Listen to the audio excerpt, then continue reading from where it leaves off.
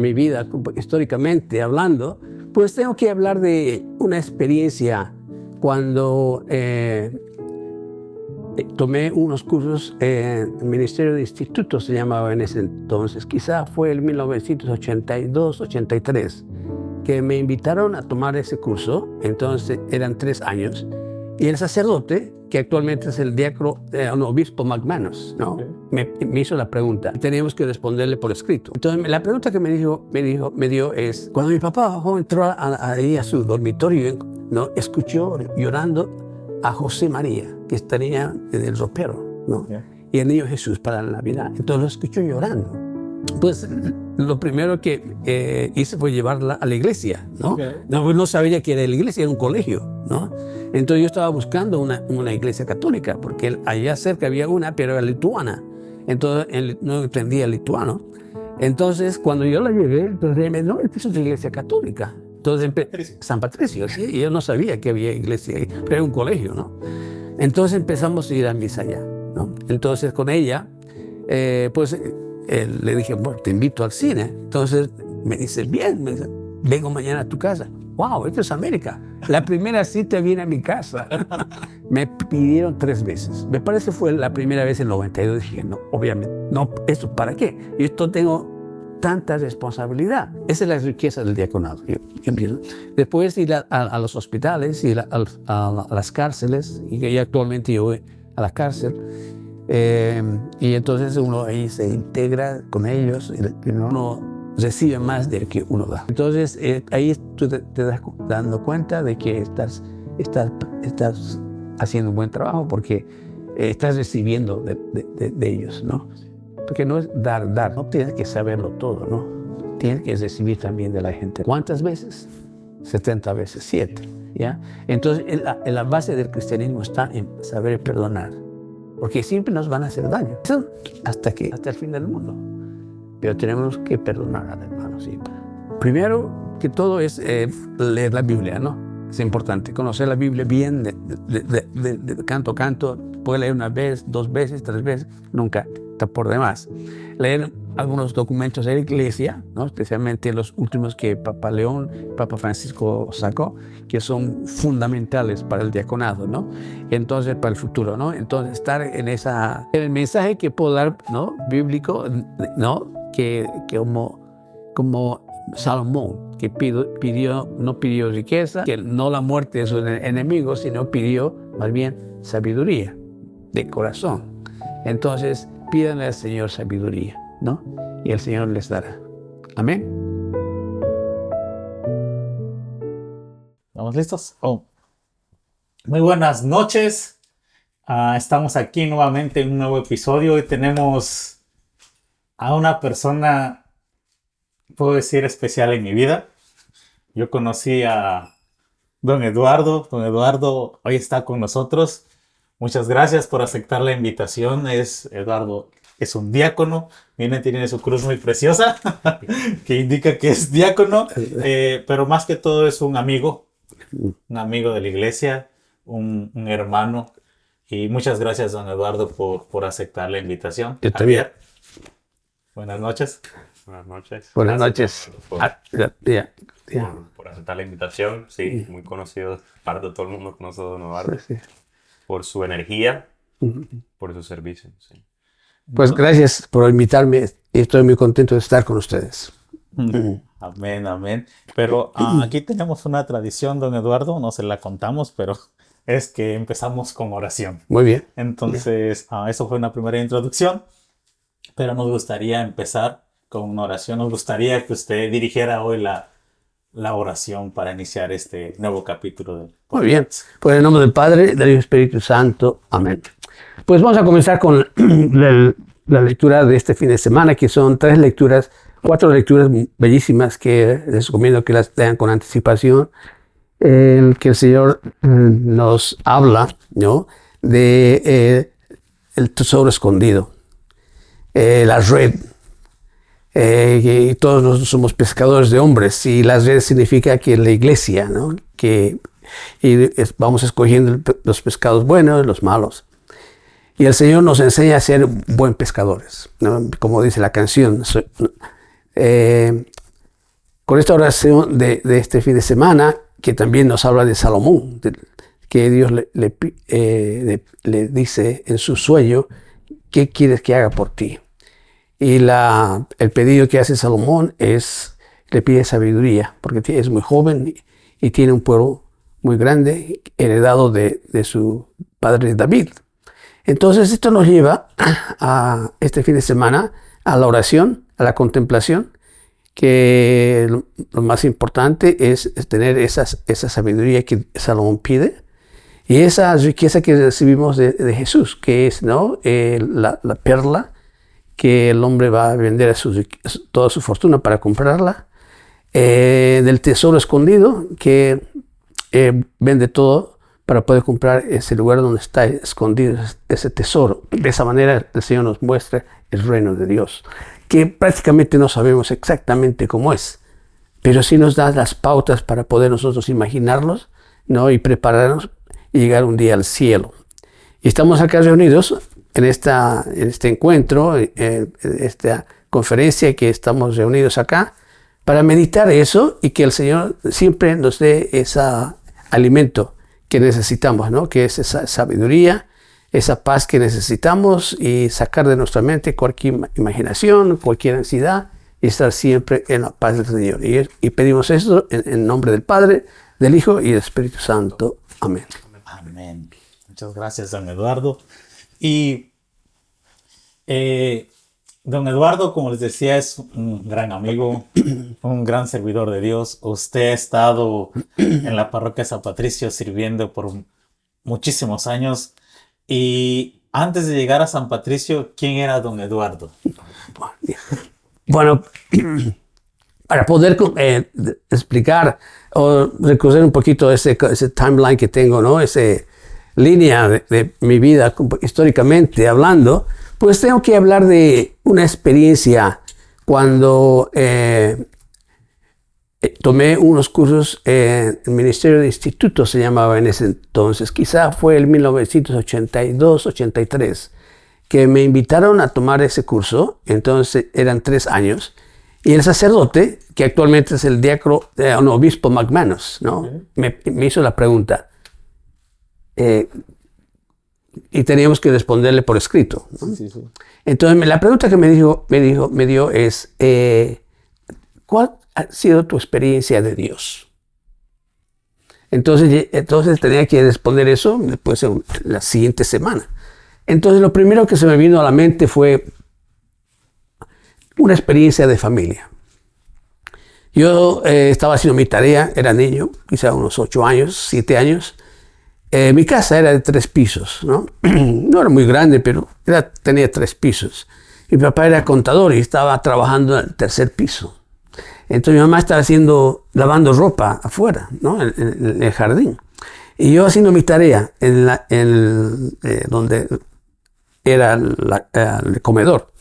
Entonces siento que mi papá baja, entra a su dormitorio que estaba sobre el comedor, y al poco rato llama a mi mamá. De una manera especial. Mi mamá entra, sube y hablaban como en secreto. Entonces dije, algo está pasando, ¿no? Entonces yo la vi bajar a mi madre, entonces le pregunté, ¿qué está pasando, ¿no? Entonces ella me guiña el ojo y me dice, como dice, después te digo, ¿no? Sí. Entonces al poco tiempo sube con 2 velitas prendidas. Entonces, ¿qué será? Entonces yo estaba expectante. Finalmente mi mamá baja, se va al jardín y yo detrás de ella para averiguar qué pasó. Cuando mi papá bajó, entró ahí a su dormitorio, ¿no?, escuchó llorando a José María, que estaría en el ropero, ¿no? Okay. Y el niño Jesús para la Navidad. Entonces lo escuchó llorando, ¿no? Entonces lo único que atinó es llamar y decir, ¿qué está pasando? Entonces pusieron las velitas, los pusieron sobre la máquina de coser, ¿ya? Y hicieron una. No más, no me dijo más. Entonces yo subí y justamente estaban las 2 velitas, está José y María y el niño Jesús, ¿no?, y con las 2 velitas prendidas. Bueno, pasó. Entonces, cuando falleció mi papá, yo fui a Bolivia. Justamente hablábamos antes de esta entrevista. Entonces estábamos reunidos, mis 3 hermanos mayores y yo. Los 2 menores no estaban ahí. Entonces yo les conté esa experiencia, ¿no?, a mis hermanos, ¿no? Y mi hermano mayor, el Antonio, me dice, nunca pensé que el papá era una persona espiritual, ¿no? Él no vio eso, mi padre. Entonces yo le cuento, ¿no? Esto ha pasado. Pero hay algo más, ¿no? Que cuando él empezó a ir a misa desde ese día, los domingos, nos exigía que nosotros vayamos a misa. Hacíamos oración en el almuerzo, Okay. ¿no? Y entonces íbamos como familia a misa. Para ese entonces mi hermano estaba estudiando en Europa, en Francia, entonces no vio esa parte, esa espiritualidad de mi padre, ¿no? Mi mamá siempre hacía oración, el rosario, siempre, ¿no? Día y noche, ¿no? Hacía el rosario, no se cansaba. Entonces esa fue una experiencia y un cambio, ¿no?, que pude ver ese cambio de mi papá, ¿no?, a través de esa imagen, ¿no?, como sobrenatural, ¿no? Sí. Y entonces un cambio bastante grande. Entonces, cuando yo escribí eso, bueno, pues eso me ayudó. Entonces yo me acuerdo de haber llamado a mi mamá, porque fue de niño. Entonces, Sí. mamá, ¿es verdad que pasó esto? Sí, hijo, es verdad. Entonces me dio la confianza, ¿no?, de que sí, es verdad, no es... ¿no? Algo de su imaginación. Exacto, que yo tenía mucho de eso, ¿no? Entonces fue una experiencia, la primera experiencia, ¿no?, que sentí, la experiencia de Dios, ¿no? Entonces, cuando ya mucho antes de eso, yo la conocí a mi esposa a fines del 77, ya entablamos conversación en el 76. Entonces ella, pues lo primero que hice fue llevarla a la iglesia, ¿no? Okay. No sabía que era la iglesia, era un colegio, ¿no? Entonces yo estaba buscando una iglesia católica, porque allá cerca había una, pero era lituana. Entonces él no entendía lituano. Entonces, cuando yo la llevé, entonces ella me dijo, no, esta es una iglesia católica. Entonces, San Patricio, sí. Y yo no sabía que había iglesia ahí, pero era un colegio, ¿no? Entonces empezamos a ir a misa allá, ¿no? Entonces con ella, le dije, bueno, te invito al cine. Entonces me dice, bien, me dice, vengo mañana a tu casa. Wow, esto es América. La primera cita viene a mi casa. Diferentes choques de cultura, ¿no? Sí, y un cambio, ¿no?, rotundo, ¿no? Entonces, bueno, pues, sin embargo, no pude salir con ella porque llegaba un hermano mío, el mayor, justamente Antonio. Entonces, él vino con cuestiones de negocios a Washington. Entonces, aprovechó para venir a Providence y ver cómo estaba yo, si estaba bien. Entonces, pues, tuvimos que salir, tuve que cancelar esa cita. Entonces, me invitó a una fiesta, ¿no? Entonces estaba invitado a una fiesta en Warwick. Bueno, entonces, vamos a la fiesta con un amigo de Guatemala, justamente, Douglas. Entonces llegamos yo con mis pantalones así anchos, los zapatos tenían una plataforma. Sí, plataforma, bien elegantes, vamos a la fiesta, ¿no? La moda de ese tiempo. Sí, estamos hablando del 87, ¿no? No, el 77. 77. Entonces entramos a la casa y no era tal fiesta, era un pre-meeting, o sea, es un grupo de oración, leían la Biblia, ¿no? Entonces, como era todo en inglés, yo me dormía, te juro, porque cuando uno está en otro idioma, se agota uno, ¿no? Entonces me acuerdo que me estaba durmiendo. Pero este muchacho, el dueño de casa, era peruano, ¿no?, Hugo Díaz, y su esposa Becky era americana. Entonces hicieron una bonita amistad con mi esposa y gracias a que, bueno, pues mi esposa quería saber de dónde venía yo, quién era y todo eso. Entonces aprovechó que Hugo hablaba español e inglés y yo no hablaba nada de inglés. Y yo salía con mi esposa, con la que es mi esposa ahora, Patricia, y salía con diccionario. Para poder... No había traductor, no había teléfono, nada. Pero para el amor no hay barreras, ¿verdad? Entonces salíamos, entonces y bueno, justamente queríamos casarnos. Yo quería casarme ese año, bueno, pero el padre Kelly en ese tiempo me dijo, no. En la entrevista que hicimos con él, ¿no? Muy rápido. Quería conocerlo. No, dice, calma, tienes que esperar por lo menos 3 años y medio. 3 años y medio, digo, es mucho tiempo. Entonces, bueno, pasaron el tiempo y nos casamos en el 80, ¿ya? Entonces esa fue una etapa, la manera que conocí a mi esposa. Pero algo interesante, ¿no? El tema es, ¿no? Dios. Entonces cuando yo conocí a mi esposa, ella era profesora del colegio, además era babysitter, cuidaba de niños, cocinaba para unos sacerdotes en San Agustín, en North Providence. O sea, tenía como 2, 3, 4 trabajos. Entonces, vivía en un grupo que se llama households en inglés, o sea, eran pequeñas comunidades, donde todos trabajaban y depositaban el dinero sobre la mesa, ¿ya? Y de ese dinero pagaban el alquiler, la comida, y si había un carrito, pues para pagar la gasolina, los arreglos, todo, y todo era en comunidad. Yo digo, wow, esto es como Hechos de los Apóstoles, ¿no? Donde los primeros cristianos compartían todo. Yo no podía creer. Eso me atrajo mucho. Fue como un imán para mí, ¿no? Yo dije, no, este lugar es santo, ¿no? En Bolivia nunca había conocido. Yo estudié en un colegio jesuita, con jesuitas, ¿no? Toda la secundaria. Entonces, pero esta experiencia, ¿no? De una que llama una completa entrega a la iglesia, ¿no? No solamente ir a misa o ser voluntario, pero su propia vida, ¿no? Entonces era un cambio muy radical para mí, ¿no? Entonces eso fue que me atrajo mucho y me hizo, pues, arraigarme en San Patricio, ¿no? Me casé el 80, ¿no? Y después, a lo poco tiempo, el padre Kelly, él ya falleció hace mucho tiempo, entonces él me llamó un día, me dice, a mí y a otra familia, se me viene enseguida el nombre más adelante. Entonces nos llamó y se sentó con nosotros y me dijo, quiero hablar con ustedes. Mi interés es aprender a hablar el español, pero por lo menos leer el español y poder celebrar misas en español. Fue una cosa interesante, ¿no? Entonces nos dijo, primero podemos invitar a un sacerdote que venga una vez al mes y después yo voy a estar aprendiendo, ¿no? Para poder leer el español y en el futuro poder celebrar yo mismo las misas. Y así quedamos. Entonces, para la primera misa, donde es la oficina del colegio actual, ahí era la capilla, porque la iglesia estaba en construcción, ¿no? Y también la capilla, lo que la capilla estaba en construcción, estaban remodelando todo, porque era un auditorio antes. Entonces, pues llamamos al padre Pietro, y padre Pietro nos ayudaba una vez al mes, y las comunidades de base de San Miguel venían a hacer cuerpo, ¿no?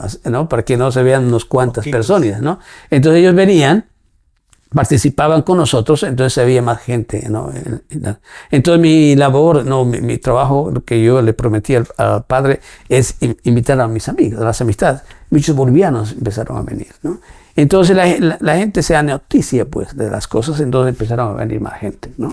Y después otras nacionalidades y todo eso. Me acuerdo que el padre Kelly fue a México y trajo la imagen de la Virgen de Guadalupe, ¿no? Y, la capilla. Exactamente, ¿ya? Entonces, eso fue una atracción, porque yo creo que era la primera Virgen de Guadalupe que llegó a San Patricio. Entonces, yo noté que mucha gente de México venía. Entonces, se realizó las primeras mañanitas en San Patricio, ¿ya? Pero yo me olvidé de decírselo al padre, ¿no? Entonces, cuando el padre venía a las 5 de la mañana a caminar, ¿no? Era un reloj ese padre. Entonces, una cantidad de gente, y él no sabía. Entonces, ¿qué pasa pasando? Padre, y me olvidé, discúlpeme, que es las mañanitas, es una tradición mexicana. Se calmó, ¿no? Está bien. Entonces hicieron los cantos y todo. Eso fue, podemos decir, el 84 más o menos, 85, 84. Okay. Ya bastante tiempo. Ya bastante, sí. ¿Ya? Sí. Y entonces así empezó las mañanitas, ¿no? Y después los bolivianos empezaron con la Virgen de Urcupiña, ¿no? Entonces era unas fiestas, la misa, y entonces empezó al comienzo, pues esa tradición boliviana también comenzó, ¿no? Entonces de esa manera pues comenzamos en San Patricio, ¿no? Eso estamos hablando el 85. Después llegó el padre Roberto Byrne, Entonces, llegado me acuerdo que mi esposa le mandó una carta. Entonces le dijo, padre, he conocido a un boliviano. ¿Qué tal son los bolivianos?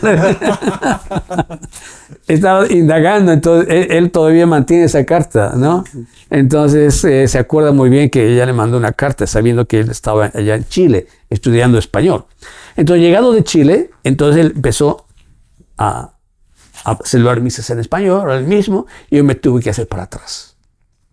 Y es muy difícil porque cuando tú estás adelante dando la bienvenida, todos vienen a ti, entonces y que venga un sacerdote, tú tienes que obviamente hacerte para atrás, ¿cierto? Y vamos a misa, obviamente, ¿no? Las misas en español o en inglés con mi esposa. Entonces, después el padre se fue para Francia. Entonces, alguien tenía que quedarse en su lugar. Eso fue el 87, ¿no? Yo ya me había graduado de estos cursos del Ministerio de Institutos que había comenzado, ¿no? 3 años antes. Entonces empecé a trabajar ya tiempo completo. Pero qué aburrido, no sabía qué hacer. No tenía que limpiar, no tenía que arreglar nada. Las monjitas se encargaban de todo, ¿no? Entonces lo único que tenía que hacer es, pues, dar la bienvenida a la gente, preparar la misa y todo eso, ¿no? Entonces, pero fue la gracia de los sacerdotes, Padre Pietro y Padre Roberto, pues nos reuníamos una vez al mes para tomar la sopa. Pero antes de la sopa hacíamos un grupo de oración, ¿no? Leemos la Biblia, un evangelio, y caminamos con el evangelio. Ahí compartíamos nuestras alegrías y nuestras tristezas, ¿no? Junto con otros asistentes pastorales de otras parroquias, ¿no? Por ejemplo, de la Asunción, de San Juan Bautista, Holy Trinity, que antes estaba allá. Después había San Michael's, San Anthony, y así parroquias. Entonces nos reuníamos y después de las reuniones que teníamos, había la sopa. No era reunión diocesana, ¿no? Nada que ver con eso, era para darnos apoyo. Entonces, y lo que se llama la pastoral de conjunto, ¿no? Lo que ahora el Papa León el obispo Bruce están proyectando, están enseñando lo que es el Vaticano II, ¿no? Lo que se llama, tiene un nombre eso. Entonces, pues el Papa León tiene mucha experiencia porque estuvo en el Perú muchos años. Entonces, él conoce muy bien lo que es la pastoral de conjunto. Pero ahora no se llama así pastoral de conjunto, sino se llama lo que es el Vaticano II, la sinodalidad. Sinodalidad, que significa todo lo que el Papa Francisco, ¿no? Y todo lo que la Iglesia a través de los años nos han ido enseñando, ¿no? Pero primero está Vaticano II, después Vaticano II pues se fue a Latinoamérica y entonces primero comenzó, me parece que fue en la República Dominicana. Fue uno. Después hubo uno en Puebla, en México. Después en la Aparecida, allá en Brasil, ¿no? Entonces fueron encuentros para revisar lo que es el Vaticano II, ¿no? Y ahora, realmente el Papa León llamó, ¿no? Cuando estuvo en vida. Y entonces ahora el Papa León está promoviendo lo que es todo esto de la sinodalidad, que es Vaticano II.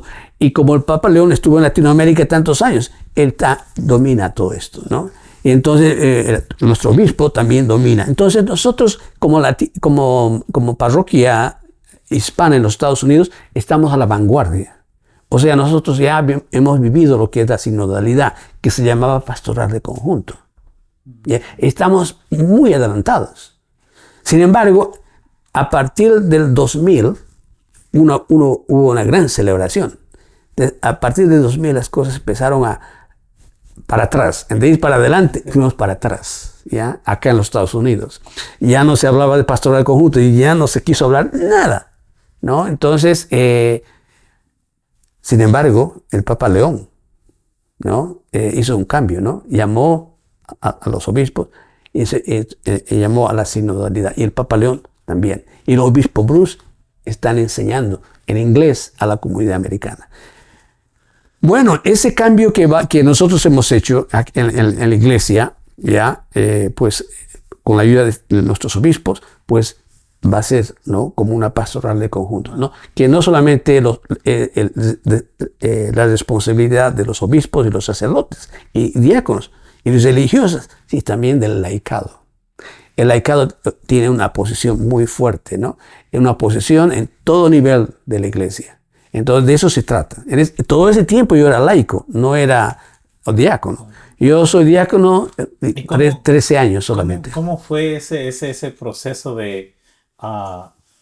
yo había escuchado un poco sobre la comunidad antes de San Patricio, como que Don Eduardo es un libro de historia de San Patricio. Él es uno de los primeros que empezó a caminar dentro de los hispanos, Sí. abrirle muchas puertas a los hispanos dentro de la comunidad. Yo me acuerdo con usted las posadas. Era encargado de las posadas en San Patricio. Eso se llama la religiosidad popular. Ok, religiosidad popular. Usted, él es boliviano, como él cuenta. La comunidad boliviana es muy grande en San Patricio. Y usted se integra a San Patricio, vienen sacerdotes, como usted mencionó, 2 sacerdotes, y empieza a crecer esa comunidad en español. Sí, ¿Cómo su servicio cambia dentro de ahí o se integra más al servicio de San Patricio?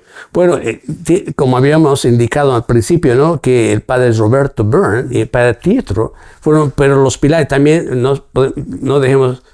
Tenemos que mencionar también el padre Dennis Radden de Holy Trinity en Central Falls. Hay otros sacerdotes que después, el padre Hugo Carmona, y después muchos sacerdotes que han participado de la pastoral de conjunto. O sea que no estábamos solos, ¿no? La pastoral de conjunto ha sido pastoral diocesana. No había un director diocesano.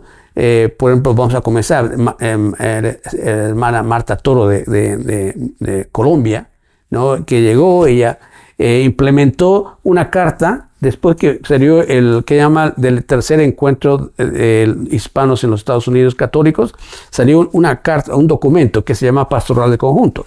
Entonces, eso lo tomó el obispo Yerno en ese tiempo, y el obispo Yerno hizo una carta para que se implementara ese documento en la diócesis de Providence. Entonces, la hermana Marta Toro lo implementó, hicimos reuniones diocesanas, ¿no? Después del tercer encuentro, que ya estábamos motivados por todo eso, ¿no? Entonces, pues ella motivó, llevó mucha gente a estudiar a Providence College. Yo tomé unos cursos en Providence College y muchos asistentes pastorales también. Entonces, después, en este tiempo, aparecieron otros directores diocesanos. Cuando Marta Toro tuvo que viajar, estuvo Roberto Galo como director diocesano. Después, ¿cómo se llama? De Guatemala, trabajó mucho tiempo. ¿Te acuerdas? ¿Cómo? ¿Hilda López? No, Hilda López es la esposa del diácono. Se va a ir el nombre, ¿no? Ella trabajó mucho tiempo, ella hizo un señor trabajo, y además sacó un masterado en teología en Boston. Entonces no podemos olvidarnos de ella porque trabajó mucho tiempo. Entonces, la pastoral de conjunto, el trabajo diocesano, no fue trabajo individual, sino trabajo de equipo, ¿no? O sea que yo trabajé con ellos trabajaban conmigo. Y eso nos ayudó, nos dio pautas, sabíamos qué hacer, donde nos quejábamos, donde nos llorábamos y nos alegrábamos. Entonces eso fue el producto, el resultado de ese trabajo pastoral, de conjunto, ¿no? A través de los años. O sea, ¿puede explicar como puntos principales en los que tal vez eso, que era lo principal que se cargaban ese grupo de hacer? O sea, ¿cuáles eran las metas del grupo principales? Bueno, el documento tiene 4 puntos, ¿no? Uno es evangelización, pastoral de conjunto, formación y evangelización.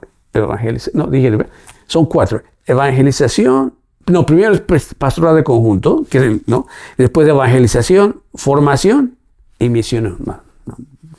Entonces, esos 4 puntos que tiene el documento.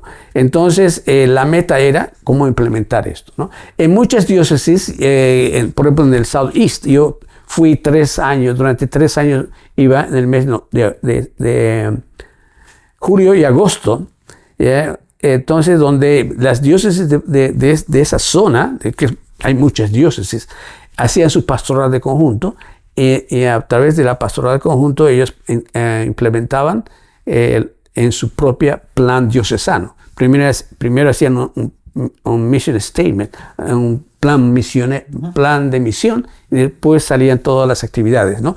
Diocesanas, cuantas que hay. Entonces todo era a través del pastoral de conjunto, donde los sacerdotes y las monjitas aprendían que tienen que no ser clericalistas, ¿no? Que trabajar con el pueblo, ¿ya? Que no es todo el sacerdote y toda la monjita, ellos tienen que compartir, ¿no? Con los demás, con el pueblo. Actividades espirituales, En todo sentido. Ya, obviamente se respeta la jerarquía, ¿no?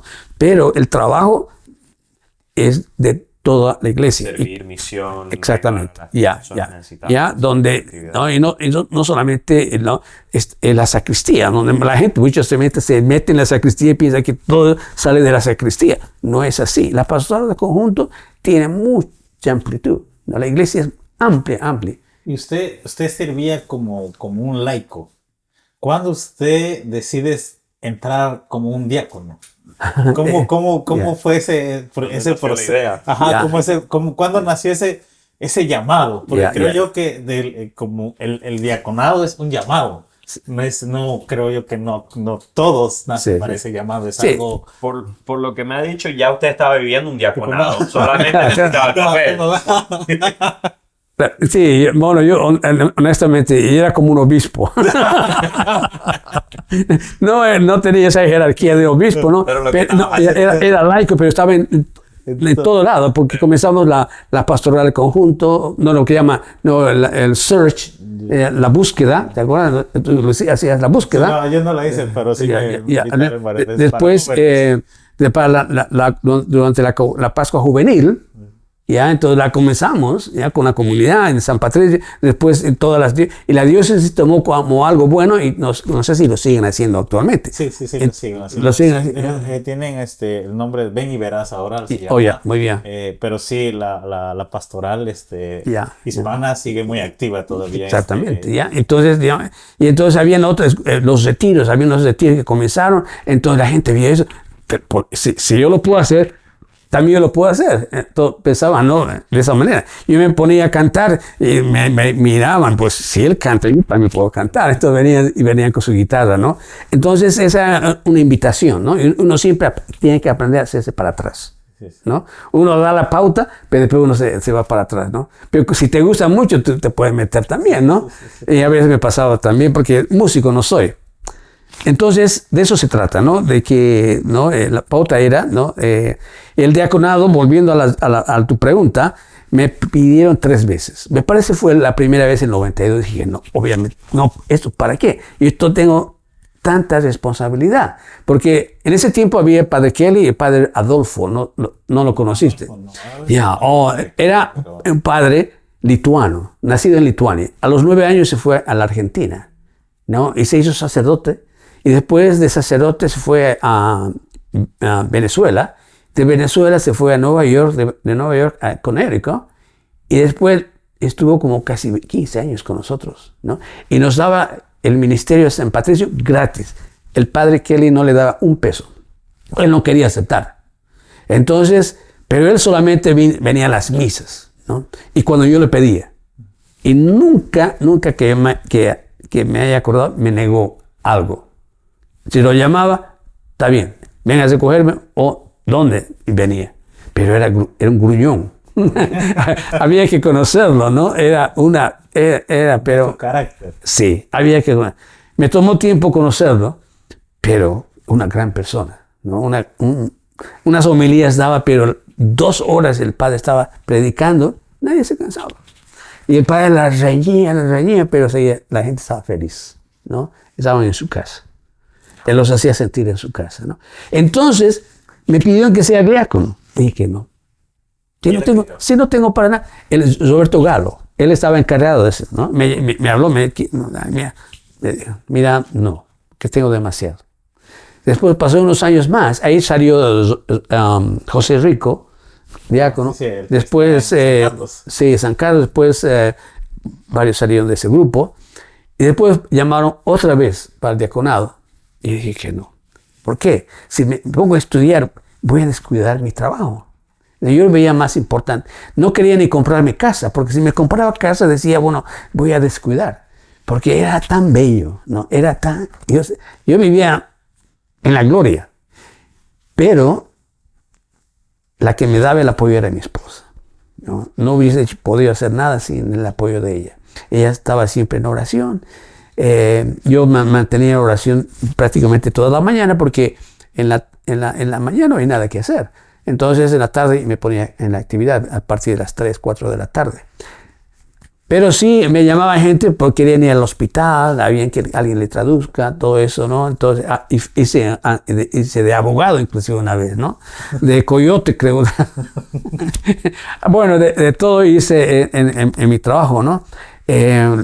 Pues me llamaban a los hospitales, todo eso, casos familiares fuertes, tenía que ir ahí, ¿no? Usted era, como dice de una manera, usted ejercía casi el diaconado. Porque sí, hacía más de lo que yo hacía como diácono. A Javier le faltaba el papel. Claro, sí, se entiende en esa parte de que como usted estaba ocupado, decía, no necesito el...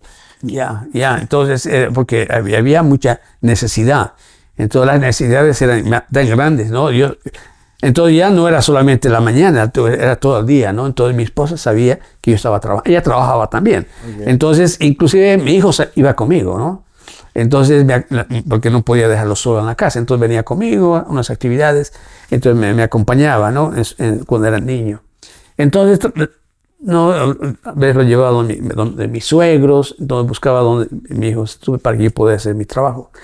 Sí me dio mucho tiempo, por ejemplo, para apoyar a mis suegros también, cuando ellos necesitaban, ¿no? Cuando estaban muy delicados, ¿no? La parroquia sabía que yo tenía que servir a mis suegros, entonces llevas al hospital, todo. Entonces también fue un alivio bien grande para la familia, ¿no? Que yo poder hacer el tiempo para poderles ayudar en eso.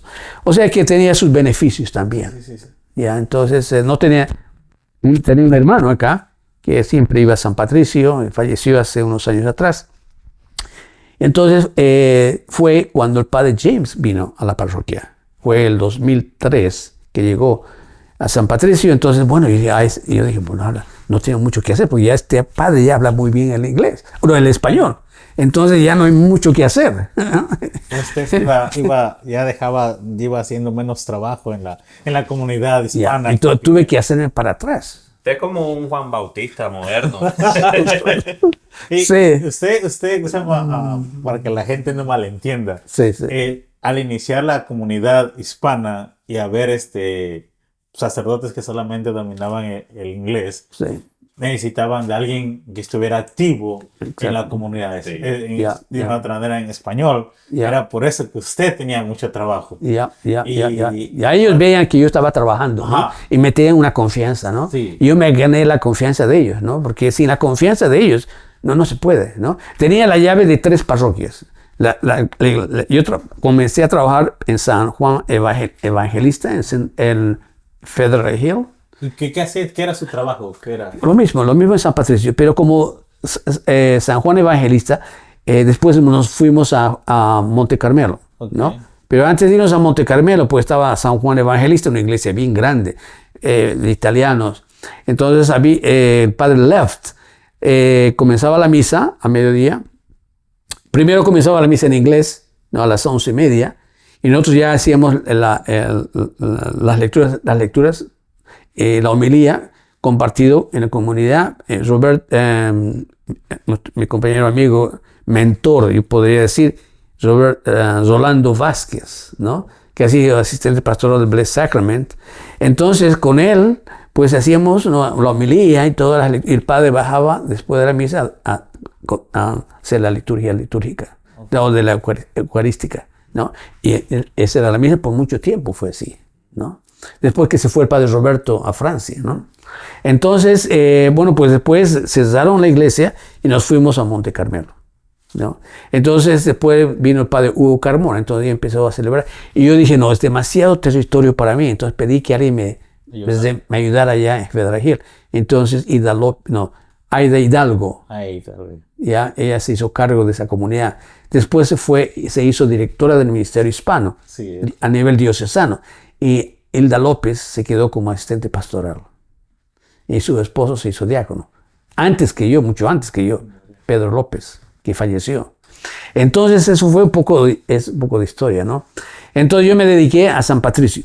Le di mucho tiempo a Federal Hill porque era nueva, no había actividad, le ponía mucho tiempo ahí, iba de casa en casa tocando las puertas, ¿no? Una bonita historia les voy a contar, pues se puede. no, claro, porque Entonces como iba de casa en casa, entonces llego a esta casa, al tercer piso, toco la puerta y el olor era riquísimo, y estaban cocinando, ¿no? Y era la señora guatemalteca que abrió la puerta y este muchacho de Puerto Rico con un platazo así, estaba comiendo de rico. Entonces yo entro, le explico a la señora que tenemos misas en San Juan Evangelista. Entonces le doy la bienvenida, le dejo un boletín y me voy. A las 2 o 3 semanas viene este muchacho que estaba comiendo tan rico, se llama Tomás Molina. Entonces viene y me dice, Eduardo, quiero que la llames a mi esposa. ¿Por qué? ¿Para qué? Es que estamos separados, me dice, que yo tomaba mucho y entonces ella me sacó de la casa. Pero ella está en Puerto Rico, entonces llámala. Y yo le digo, mira, no la puedo llamar, porque acabo de conocerte. Pero si tú vienes a misa todos los domingos y de acá a 6 meses veo que tú has cambiado, ¿no? Yo la llamo. ¿Vale? Así quedamos. Pasó 6 meses, y me dijo, Eduardo, ya han pasado 6 meses, llamarla. La llamamos, no pudo contestar y se puso a llorar la señora, ¿no? Entonces quedamos en que ella llegaba, se venía de Puerto Rico, ¿no? La fuimos a escoger a Boston, ¿no? Entonces el padre Leff le hizo la bendición de la familia. Estaban casados por la iglesia, sí. Pero hizo también una bendición, una cosa muy bonita, ¿no? Ellos se volvieron catequistas, llegó la hija, fue catequista, trabajaron, pero en la iglesia, pero felices, ¿no? Qué cambio, un hombre que cambió su vida totalmente. Me gustó mucho eso. Y después, volvieron para Puerto Rico después de muchos años, ¿no? De aquí tuvimos también a don Miguel, que nos contó de que usted le invitó al Seminario de Vida en el Espíritu y que lo anotó y a través de esa invitación él tuvo fue su inicio de conversación. Como digo, hemos escuchado mucho de usted. Pero ¿sabe quién trabajó para eso? Bueno, su esposa. Sí, su esposa me decía, quiero que mi esposo venga. Ella me pasó la noticia, ¿no? Que quiero que mi esposo... Entonces de esa manera comenzó, ¿verdad? Sí, como digo, como usted es, hay muchas personas que han llegado a San Patricio por la invitación de usted, usted era de los que empezaba a tocar esas puertas, de otra manera invitaba a las personas, vengan a San Patricio. Yo sé que muchos de la audiencia se han de acordar de una invitación. Si se acuerdan de algo, escriban en los comentarios si se acuerdan de una invitación que les hayan llegado por el diácono Eduardo, o una anécdota que tengan de usted, porque sí, usted es muy, muy conocido, digamos, en Providence, en Rhode Island. Usted es una persona muy servicial. Gracias. Yo tuve el honor de, cuando yo estaba aquí, él me invitaba siempre a hacer un servicio. Ven, ayúdame a pintar o ayúdame a... Nunca decías no. Nunca decía que no, pero eso me hacía sentir útil.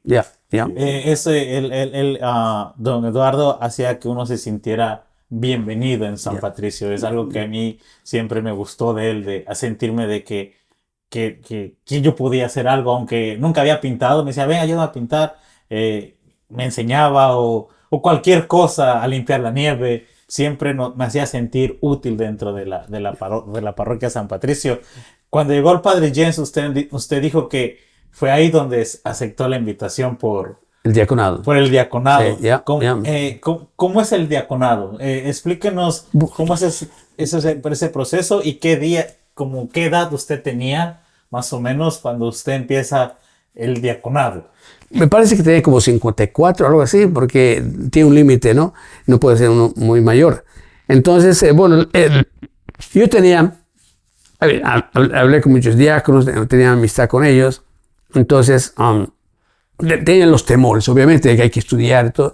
Y entonces, la invitación que me hicieron era en inglés, no había el programa en español. Entonces lo tuve que tomar en inglés y la mayoría de la formación fue en Providence College. Y éramos como 34 más o menos, entonces en total, un número bien grande. Entonces había doctores, ahí había que llama un dentista, el director del Colegio de San Patricio, Steve Raymond, había abogados y de todo, ¿no? Entonces con mucha experiencia, gente con buena formación. Entonces yo me sentía aquí un poquito agobiado porque ellos tenían bastante. Y además que había que hacerlo todo en inglés. Sin embargo, pues me dieron la bienvenida y vieron mis capacidades. Y yo les dije, lo que ven es lo que puedo dar, ¿no? Entonces lo aceptaron, me aceptaron con mis defectos y como todo. Entonces empecé a estudiar. El padre de James me daba la oportunidad de poder estudiar allá en San Patricio, en la capilla, donde es la capilla, ahí le dediqué mucho tiempo, horas delante del Santísimo, eso me ayudó muchísimo. Y entonces, el Señor le abre la mente, ¿no? Entonces me gustaba leer mucho y leía. Entonces había que leer muchos libros. Me acuerdo del Dr. Scott, un sacerdote que era, me parece, presbiterano, no presbiterano, sí. Sí, eres loco. Entonces, y se convirtió al catolicismo, ¿no? No, en Providence College, Scott, no es Scott, no es ese. Entonces, pero era un hombre muy intelectual, pero tenía un defecto para hablar, ¿no? Parece que tuvo polio cuando era joven. Entonces que le dejó con impedimento en la habla y al caminar también. Pero un hombre muy intelectual, entonces nos dio una cantidad de libros que los tengo, ¿no? Que no los he leído todo en su totalidad, pero leíamos por partes ciertos elementos que él quería que nosotros veamos. Entonces nos dio una gran formación. Entonces fue 4 años de formación, 5 años en total. El primer año ellos te ven, tú los ves, es un año para llenar las aplicaciones, buscar los papeles, tienes que ir al psicólogo, tienes que, pues te hacen entrevistas, vienen los diáconos a visitarte, entonces tú vas también. Y después vienen los 4 años de formación, ¿no? Entonces primero la Biblia, después el Antiguo Testamento, el Nuevo Testamento, teología, eclesiología y todas esas materias que son muy amplias, ¿no? Y entonces, bueno, pues el último año es donde ya te enseñan cómo servir en la iglesia, ¿no? Te dan el dito del predicar, entonces te dan la Biblia, después de servir con la bata. Después son varios ritos que se hacen durante ese año. Entonces finalmente viene el diaconado, donde tienes que dar tu lealtad al obispo. Te dan el sitio, que es castidad, que si mi esposa fallece, yo no me puedo volver a casar. O sea, es de castidad, ¿no? No puedo, pero sin embargo mi esposa, si yo me muero, ella puede casarse. Okay. No tiene. Lo más es para usted. Sí, esa es una. Esto es solamente para usted. Ya. Puede ser soltero y ser diácono permanente, ¿no? En mi grupo había como 2 que eran solteros, ¿no? Uno que ya había sido casado, ¿no? Okay. Entonces que hizo su anulamiento y lo aceptaron, ¿no? Con John Silva.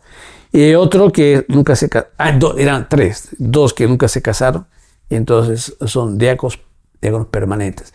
Los transitorios son aquellos que van a ser sacerdote al año siguiente. Okay. Ya. Entonces, esos son, ¿no? Básicamente es, ¿no? De servicio, ¿no? El diaconado quiere decir servicio, ¿no? Y como dice la Biblia, ¿no? El diaconado ha sido para servir. De ahí nace, ¿no? En la iglesia que pues el diaconado tenía muchas facultades de servir como hospitales, ¿no? A la gente que tiene, ¿no? A gente pobre. Entonces ellos al final tuvieron mucho poder. Entonces los tuvieron que ¿no? Quitaron por un buen tiempo, ¿no? Y después del Vaticano II implementaron nuevamente el diaconado. ¿Ya? O sea que ya no con los mismos poderes que tenían antes, ¿no? Ya un poquito más con menos peso que antes, ¿no? ¿Cuál es la función de el diácono en sí dentro de la Iglesia Católica? En sí, ¿qué cumple principalmente? ¿Cuál es el objetivo? Las facultades que tenemos los diáconos es primero el predicar la palabra de Dios, evangelizar, ¿no? Entonces estar en formación continua, porque tenemos que estar preparados a cualquier pregunta que la gente quiera hacernos y dar una respuesta, ¿no? Con la obediencia a la Iglesia, ¿no? Y hablando en nombre de la Iglesia. Entonces, no estamos permitidos llevar el cuellito de los que llevan los sacerdotes en esta diócesis. En otras diócesis ellos pueden llevar de negro. Entonces, parecen sacerdotes, pero no son 10. Porque tienen una cruz que les indica que son diáconos, ¿no? Entonces nuestra función, donde quiera que estemos, tenemos que estar bien vestidos, ¿no? Porque estamos representando a la Iglesia, ¿no? Y no llevo corbata, pero siempre llevo una camisa, ¿no? A veces la gente te pregunta, ¿por qué llevas siempre andas bien vestido? Que yo soy clerical, ¿no? Yo trabajo aunque no estoy trabajando ahora para la iglesia, ¿no? Pero soy clerical, ¿no? Que tengo una tarjetita que dice que soy clerical. La otra función que tengo es puedo bautizar, ¿no? Adultos y también niños, ¿no? No puedo dar a los adultos no les puedo dar lo que es el sacramento de la confirmación. Solamente el sacerdote puede hacerlo con el permiso del obispo, ¿no? En ciertas celebraciones especiales. Yo hice varios bautismos allá en la cárcel Wyatt, pero doy el bautismo y después les indico que cuando salgan ellos vayan a una parroquia y se inscriban en RICA, ¿no? Formación para adultos, para que recibir la formación para recibir la confirmación. Después puedo oficiar matrimonios, ¿no? Acá en los Estados Unidos tenemos la facultad de poder oficial el matrimonio por la iglesia, pero también es oficial el civil también. O sea que no somos como jueces ante el Estado. O sea que cuando ellos sacan su certificado de licencia de matrimonio, entonces nos dan esa licencia y tienen que firmar los padrinos, ¿no? Los testigos o padrinos firman y después yo tengo que firmar. Y después inmediatamente lo mando por correo al Estado. Entonces, a las pocas semanas ellos pueden sacar su certificado de matrimonio del Estado y la iglesia también necesita un certificado. Entonces, esos son los dos sacramentos que yo puedo hacer. Cuando estoy en la misa, los diáconos somos, podemos leer el Evangelio, podemos predicar, pero los párrocos prefieren predicar en la misa de los domingos ellos mismos, porque por razones obvias, ¿no? Que tienen que estar en contacto con la comunidad, porque son los que pagan ¿no? el sueldo, ¿no? Los gastos de la parroquia. Entonces ellos quieren estar en contacto directo con la gente, ¿no?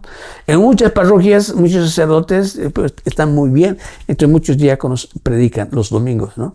Pero eso está en función al párroco de ahí, ¿no? También, pues una de las funciones que tenemos como diáconos es el acto de contrición, ¿no? Cuando comienza la misa, pues yo puedo hacer un acto de contrición en referencia al Evangelio que estamos leyendo, o a la primera o segunda lectura o el Salmo, ¿no? En referencia, y puedo hacer un acto de contrición en referencia a eso, ¿no? Entonces, y el Padre finaliza. Dios Todopoderoso tenga misericordia de nosotros, perdona nuestros pecados, ¿no? Hace la finalización. Pero nosotros hacemos, los diáconos estamos encargados de hacer ese acto de contrición, ¿ya? Aunque solamente nosotros podemos hacer ese acto de contrición en el bautismo de los niños. O sea que el único momento en que yo puedo perdonar los pecados de un niño, pero ¿qué pecado puede ser un niño? Pero entonces tú sabes que al hacerle un bautismo, primero se le da la bienvenida en la iglesia, ¿no? Y después se le hace una señal, la cruz, no, en la frente, ¿no? La cruz, ¿no? Sí, sí, sí. Y después un aceite del catecúmeno se llama, ¿no? Y ese es el perdonar los pecados, ¿no? Entonces nosotros como diáconos le estamos al niño perdonando los pecados cuando lo ungimos con ese aceite. ¿ya? Entonces, el único momento que puedo perdonar los pecados a los niños. Pero también cuando bautizo a un adulto, ¿ya? También le estoy perdonando los pecados. Porque lo primero que hace el bautismo es perdonar los pecados. Interesante. Eso es, ¿Ya? mucho poder tenían los diáconos. Sí. Ahora entiendo por qué. Ya. A menos que el obispo diga, no, los diáconos no pueden bautizar adultos. Entonces ya me quitan esa facultad. Sí. Pero tengo todas las facultades para bautizar adultos, ¿no? Y lo he hecho, el último bautismo le hice a una de China, Cintia se llama, ¿no? Ya una mujer de unos 30 años se bautizó allá en Guayana. Y ella quiere ser más activa, quiere estar así como tú, quiere ser activa, quiere imitarme a mí. ¿Ya? Qué lindo, ¿verdad? Qué bello. Sí. ¿Ya? Diácono, y una pregunta como histórica. ¿Cómo nace el diaconado dentro de la historia de la salvación? Ya. ¿Y por qué nació? Ya. Bueno, ahí está, ¿no? Cuando dije, los diáconos llegaron a tener mucho poder. Por la razón de que cuando cuando Jesús instauró a los discípulos, 2, ¿verdad? Entonces, después ellos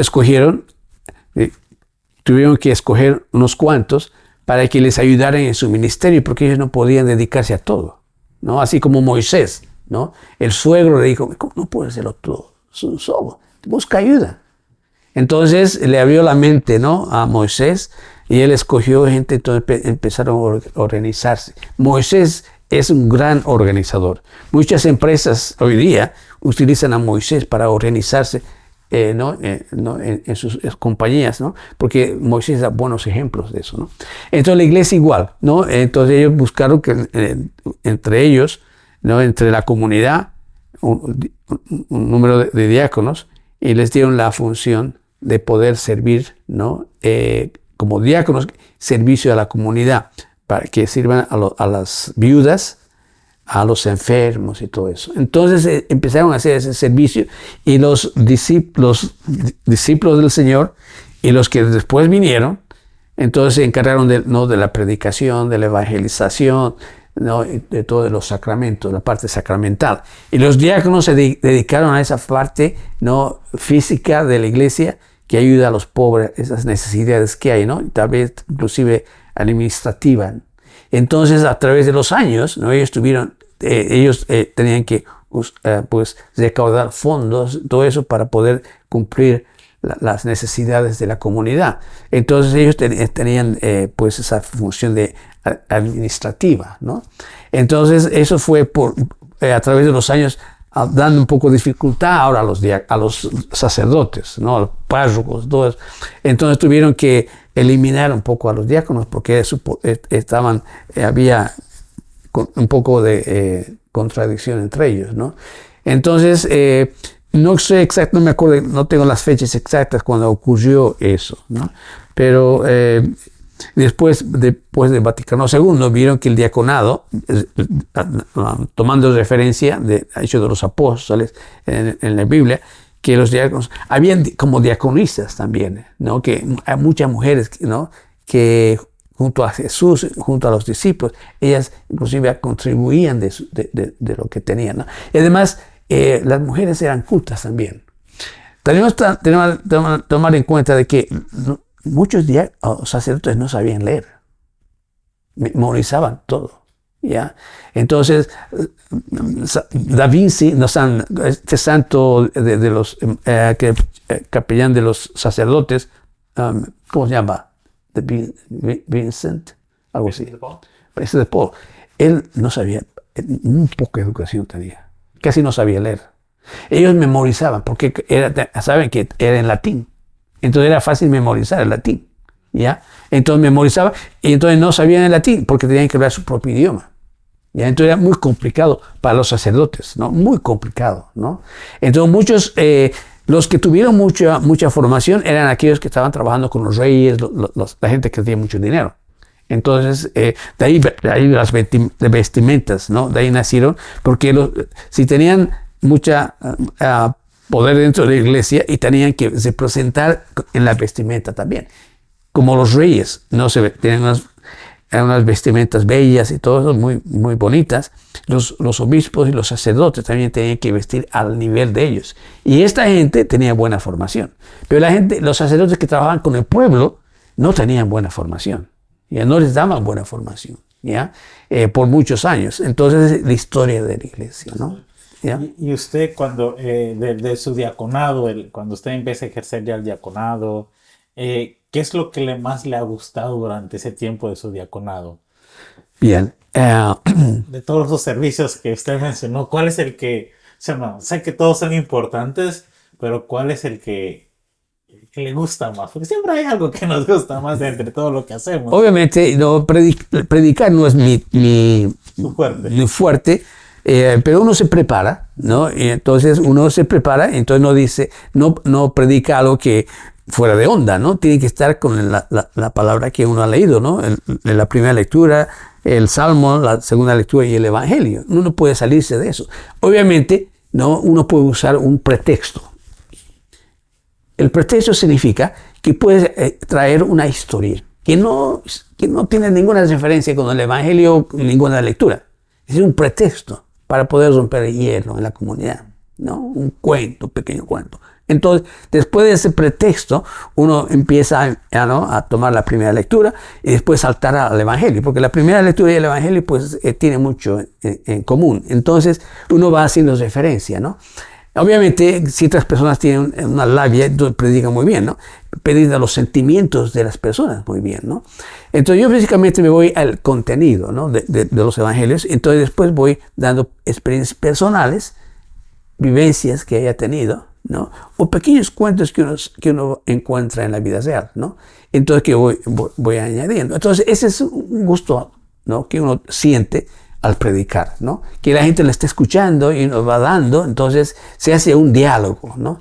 A veces, pues no les gusta porque no es algo que ellos quieren escuchar. Por ejemplo, lo que Papa Francisco estaba enseñando de lo que es la sinodalidad y todo eso, a mucha gente no les gusta, no están a ese nivel, ¿no? Entonces, para poder entender una homilía hay que leer la Biblia y hay que leer un poquito de la iglesia también. Entonces uno puede escuchar al sacerdote y enriquecerse. Entonces podemos estar sentados ahí escuchando en una misa y no sabemos dónde estamos y a dónde vamos, porque no le entendemos al sacerdote, ¿verdad? Entonces, pues obviamente tenemos que estar. Pero hay gente también que está muy adelantado, entonces le pide ¿no? y quieren más del sacerdote, ¿no? Y no encuentran en él lo que ellos quieren. Entonces uno va buscando, ¿no? Los medios. Del diaconado, esa es la riqueza del diaconado. Yo empiezo. Después ir a los hospitales, ir a las cárceles, y que ya actualmente yo voy a la cárcel. Y entonces uno ahí se integra con ellos, ¿no? Uno recibe más de lo que uno da. Entonces ahí tú te das dando cuenta de que estás haciendo un buen trabajo porque estás recibiendo de ellos, ¿no? Sí. Porque no es dar. No tienes que saberlo todo, ¿no? Tienes que recibir también de la gente, ¿no? Y dentro de todo ese proceso desde que usted conoció a su esposa, de crear comunidades en San Patricio, hay momentos bonitos dentro de la vida, pero también hay momentos difíciles. Sí. Estábamos comentando de que uno vive con Dios y cuando conoce a Dios y vienen los momentos difíciles, ¿algún momento difícil usted que haya tenido en su vida muchísimo. Que usted haya mirado a Dios y le diga, Señor, ¿dónde estás? Dentro de todo ese servicio, porque a veces nosotros contamos lo bonito que nos va, pero también nuestras batallas. Algo que usted quisiera compartir a la audiencia, una batalla o alguna dificultad. Tengo unas cuantas que puedo compartir. Sí, claro, no. Una vez estaba dando clases bautismales, clases de bautismo, ¿no? Entonces vivía más cerca, en la Orange vivía, ¿no? Y entonces había comprado un carro, ¿no? Un Honda, me acuerdo, que no tenía sin el motor. Y yo quería comprar un motor, ¿no? Sí, porque estaba bien barato, me lo vendieron así. Entonces estaba ahí guardado y tenía mi propio carro. Entonces no ganaba mucho, mi esposa tampoco ganaba mucho, entonces nos costaba, ¿no? Entonces estábamos buscando los penes. Entonces estaba viendo tal vez una manera de mejorar mi movilidad. Yo manejaba bastante ese tiempo. Bueno, un día estaba dando clases bautismales y entonces había unos bolivianos, había unos de Puerto Rico, de distintos países. Y una costumbre entre los bolivianos es que cuando uno se despide, te dan un besito, ¿no? Y a veces besito aquí, besito acá. Y no sé, ¿en Colombia hacen lo mismo? Sí. Bien. ¿Allá en México? No. No, de allá. No. Entonces digan, no, y bien, ¿no? Especialmente el esposo está ahí, y el esposo viene y te da y a veces ambos lados, ¿no? Pero aquí entonces es bien común, ¿no? Argentinos también. Argentina, Creo que sí, hay ya. parte de Sudamérica que lo hacen. Así que es más frecuente. Entonces pasó que al día siguiente tocan a la puerta de mi casa. Y este muchacho, ahora era un muchachito, ¿no? De Puerto Rico. Y entonces, ¿puedo pasarme? Sí, por supuesto, pase. Mi esposa estaba ahí, mi hijo estaba ahí jugando. Entonces, sí, nos sentamos. ¿En qué puedo servirte? Le digo, ¿no? Mira, me dice, ayer con las clases que usted dio, usted le dio un beso a mi esposa. No, eso es lo que se acercó y solamente me da cuenta, ¿no? Entonces, no, usted le dio un beso a mi esposa. Entonces estaba yo, ¿qué voy a hacer con esto? Tengo un problema grande acá, ¿no? Entonces le digo, mira, tengo un carro allá afuera que no tiene motor. No sé qué hacer, ¿qué puedo? Le cambié el tema, ¿no? ¿Qué carro es? ¿Qué marca? Honda. Ahí está, mira. ¿Y cuánto? No, llévatelo. El hombre se puso muy alegre, se fue con el carro. Ni media hora el carro ya estaba fuera de mi garaje, porque mi esposa no sabía qué hacer con ese carro. Yo tampoco no sabía qué hacer con ese carro. Se fue, nunca más lo vi al muchacho, ¿no? Y yo, ¿Te salvó? me salvó. Pero como soy diácono ahora, me hice diácono después, no faltó la oportunidad de que en una homilía aborde el tema. Sí, sí.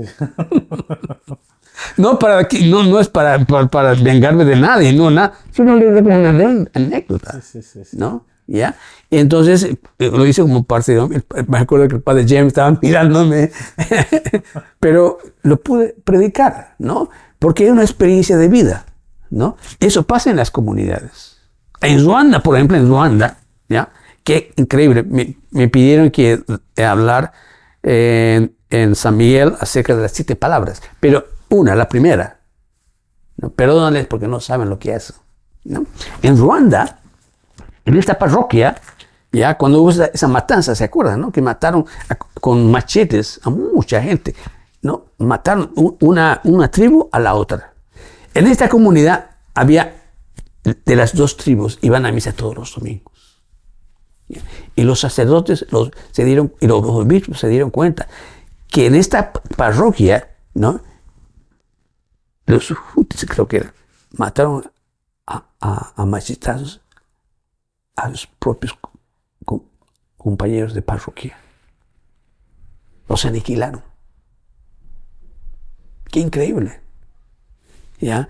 Eso pues por una locura, ¿no? Sí. Pero eso pasó porque fue una ignorancia de ambos, precisamente un lado más que el otro, ¿no? Que vieron que esta cultura estaba, ¿no? Entonces no había nada, y convivían muy bien. Pero ¿qué pasó? Les lavaron el cerebro y cometieron esta atrocidad. Eso pasó. Y eso a veces pasa en las comunidades, ¿no? No a ese nivel, pero a veces, ¿no? Se tratan mal, no se quieren mirar, no se quieren hablar, ¿no? Este tipo de cosas, ¿no? Entonces tenemos que estar conscientes que ser cristiano, ser católico, es en todo aspecto de la vida, ¿no? Lo primero que te pide, Señor, de tu hermano. ¿Qué has hecho por tu hermano? ¿No? Entonces, un buen cristiano tiene que estar siempre consciente, ¿no? De que tiene que perdonar. Tiene que perdonar y siempre perdonar al hermano, ¿no? ¿Cuántas veces? 70 veces 7, ¿ya? Entonces, en la base del cristianismo está en saber perdonar, porque siempre nos van a hacer daño. Eso hasta el fin del mundo. Pero tenemos que perdonar al hermano siempre. Amén. Ese es el mensaje importante, el perdón. Y dentro de su servicio, ahorita ya está retirado. El diaconado también se retira, ¿verdad? Bueno, tengo todas las facultades, ¿no? El obispo me dio todas las facultades que sigo perteneciendo a San Patricio. Y cuando el padre Bryce me llama, yo estoy para servir, ¿no? Pero no estoy yendo a las misas porque, pues, estas medicinas que estoy tomando, ¿no? Aunque han parado el cáncer que tengo, pero, pues, me embota a veces la mente un poco, entonces tengo que descansar, ¿no? No soy la misma persona de antes, ¿no? Tengo que hacer bastante ejercicio, estoy haciendo pesas, tengo una bicicleta eléctrica y voy manejando. Solamente me han visto manejar por la calle alguna vez. ¿Ya? Me fui a Boston el otro día, quiero volver esta semana a Boston. Pues normalmente la bicicleta no tienes que pagar. Y vas ahí, entonces es muy lindo, me gustó mucho. Y quiero ir a otras ciudades también, conocer, ¿no? Entonces me está dando esa oportunidad, ¿no? Pero de vez en cuando pues me llaman para funerales o bendecir de una casa o alguien quiere hablar conmigo, le hablo un poquito, pero no quiero meterme porque estar sirviendo le llena mucho la mente. Entonces está recibiendo llamadas, tener que volver la llamada, entonces agota, ¿no? Antes estaba en plena salud, podía hacerlo, pero ahora tengo que limitarme, ¿no?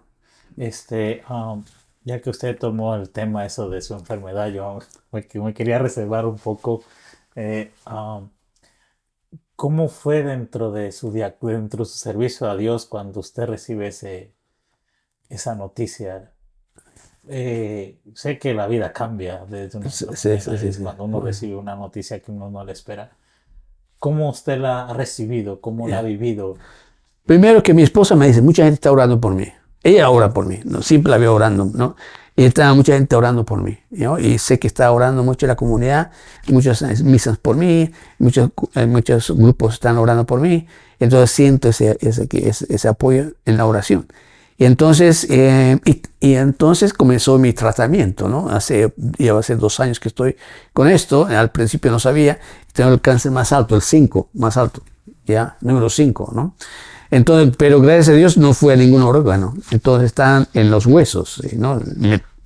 Entonces, ahora han aparecido muchas medicinas. Entonces, toman 3. Una de ellas es como placebo, pero no sabemos si es la medicina o no. Y 2, una inyección que me dan cada 3 meses. Y después, las pastillas que tengo que tomar. Y el placebo, ¿no? Ni el médico sabe si es la medicina o no. Sin embargo, pues me hacen cada 3 meses CAT scan de los huesos y de los órganos también. Y todo está muy bien. O sea que el cáncer está en los huesos, pero está como una cicatriz que no está avanzando. No hay nada nuevo. O lo que dice que pues la medicina ha logrado parar el crecimiento del cáncer. O sea que está en recesión. Sin embargo, a veces, cierto tiempo, la medicina o el cáncer se reacciona contra la medicina.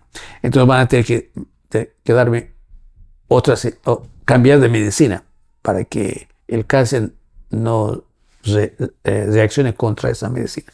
Entonces eso está por verse todavía. Gracias a Dios que no me ha operado, no es quimioterapia, tampoco es radiación. Muy alegre por eso, contento por eso. O sea, puedo comer básicamente todo lo que quiero, no tengo restricción, pero con todo cuidado, tengo que mantener mi peso, hacer bastante ejercicio. Entonces, pues yo creo es un milagro, ¿no? Que yo digo, estoy en el tercer cielo, que Dios me está dando la oportunidad de estar con ustedes, con mi esposa, con mi hijo. Dedico más tiempo a la casa, a cocinar, estoy aprendiendo a cocinar. Entonces mi esposa está feliz porque no tiene que preocuparse mucho por... A veces no le gusta lo que yo cocino, pero estamos así, estamos muy bien, gracias a Dios. Es como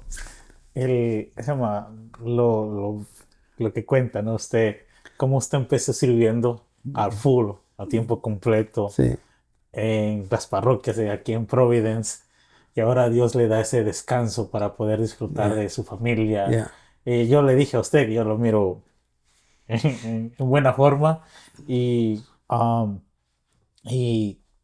veces esas noticias, a veces también a nosotros ¿cómo se llama? Nos entristecen un poco porque uno no sabe cómo tomarlas o cómo hablarlas o cómo abordarlas. Sí. En este caso es... pero gracias por compartir un poco de lo que está pasando. Sí.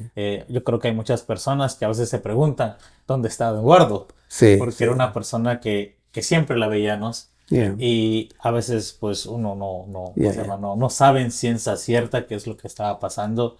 Le pedimos a la audiencia que siga manteniendo esas oraciones con Yeah. usted y para todos. Sí. De otra Yeah. manera. Yeah. Y algo que quiera para finalizar Yo le tengo una pregunta antes de que finalicemos.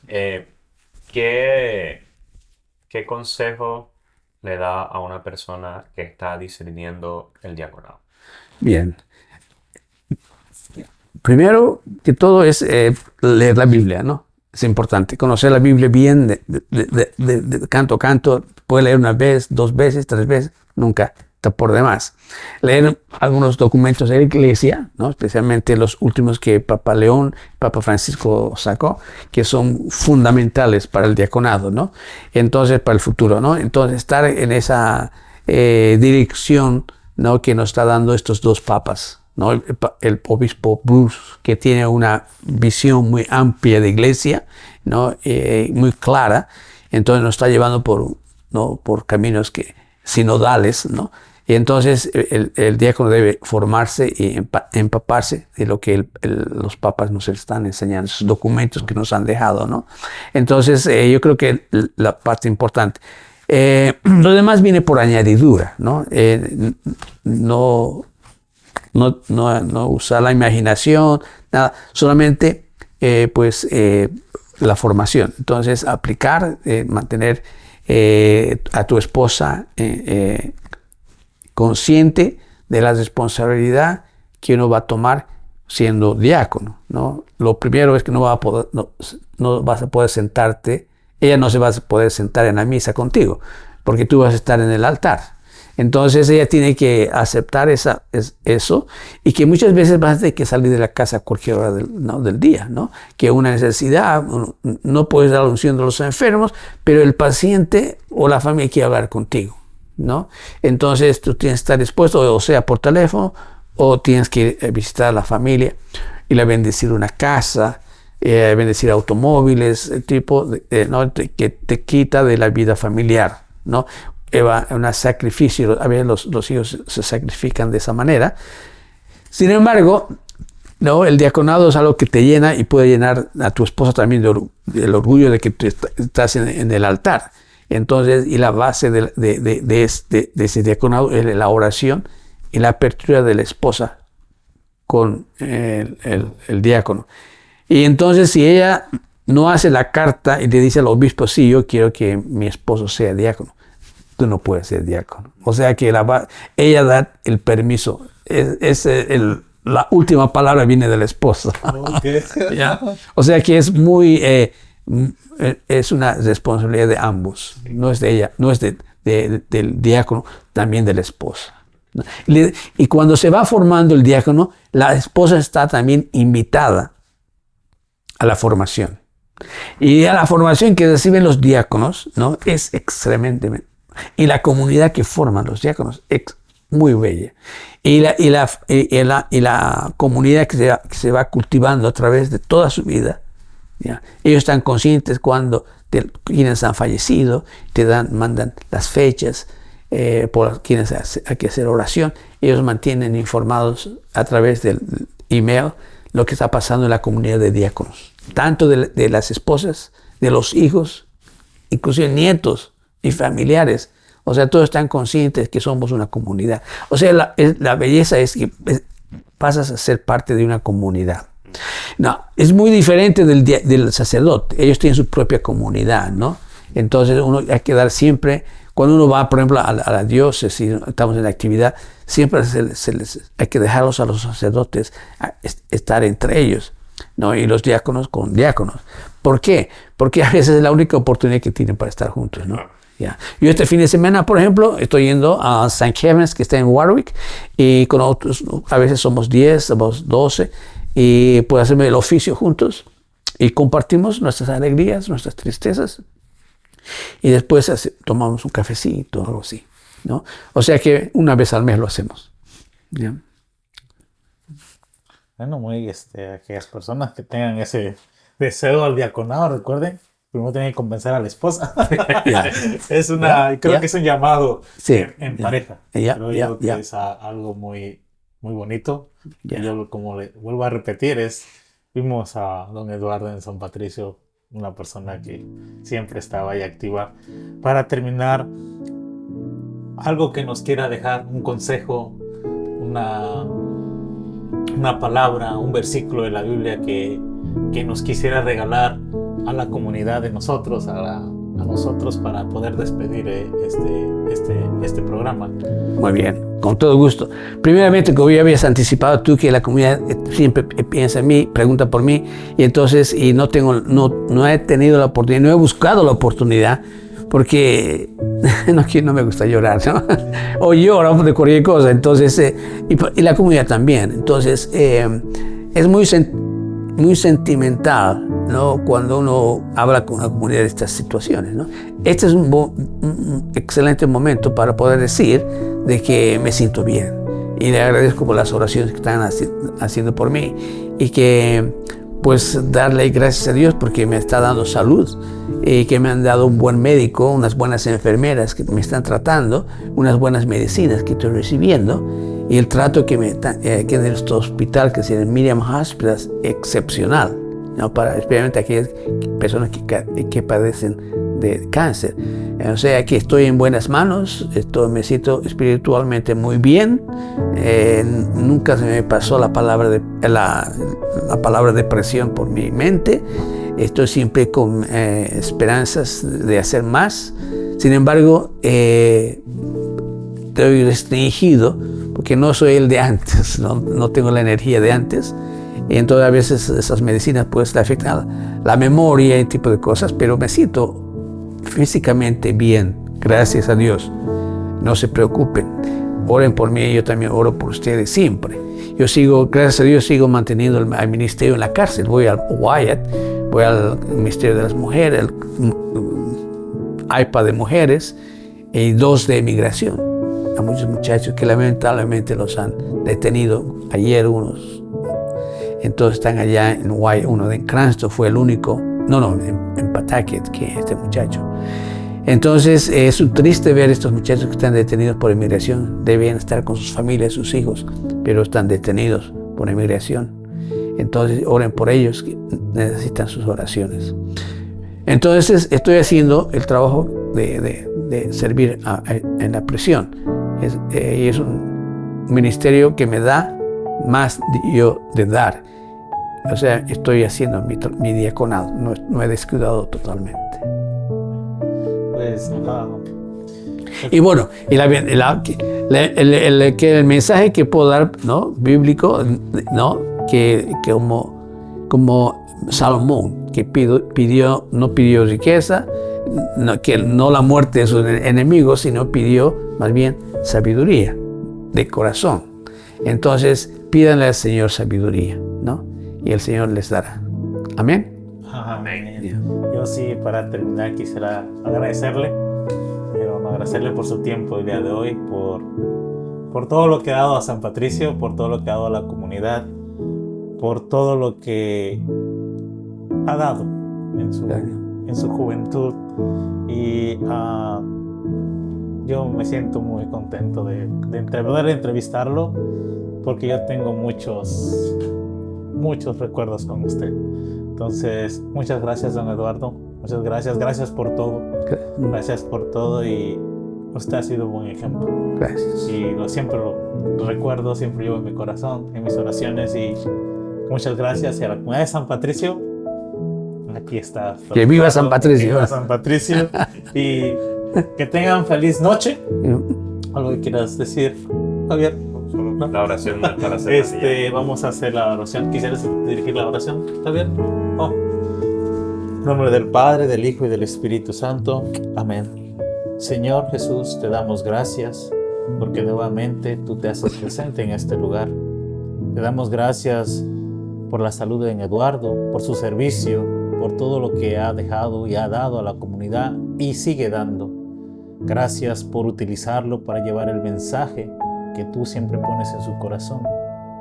Cuida a su familia, a sus hijos y a todas las personas que lo rodean. Dale y bríndale la sabiduría, Señor, que él siempre necesita.